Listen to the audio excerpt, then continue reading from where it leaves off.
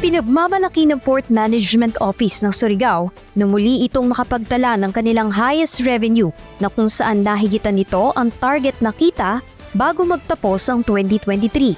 Sa ulat ng PMO Surigao, noong ika-30 ng Nobyembre 2023 ay nakapagtala na sila ng higit 664 na milyong piso na revenue collections.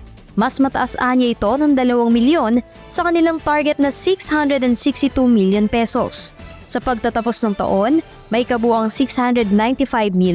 695,837,849 pesos na kita ang nasabing PMO.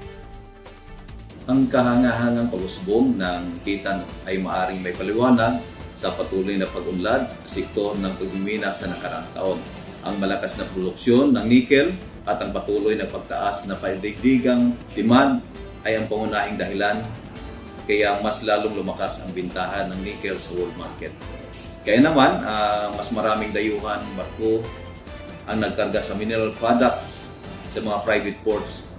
We try to establish good relationship with them. Kaya nga meron tayong create na private port monitoring and inspectorate team wherein on a regular basis pumupunta po kami sa mining areas sa private ports nila para matulungan sila at ma-establish natin yung good working relationship with them.